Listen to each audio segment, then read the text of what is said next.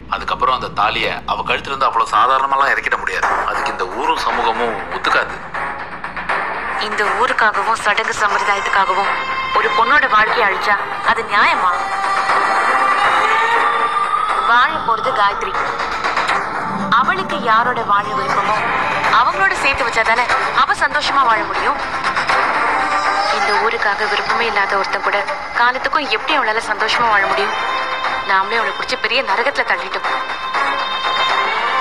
அன்னபூர்ணியத்தை மயக்கத்துல இருக்கும்போது அத்தை காயத்ரி பயமுறுத்தி அவளுக்கு இசுக்கே கல்யாணம் பண்ணி வச்சது ரொம்ப பெரிய தப்பு.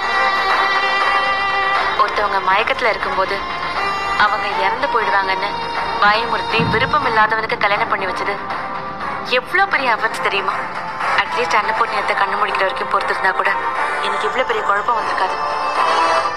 எதுக்காக அத்தை காயத்ரி விஷயத்துல இவ்வளவு அவசரப்பட்டு இசைக்கே கல்யாணம் பண்ணி வச்சாங்கன்னு எனக்கு தெரியல.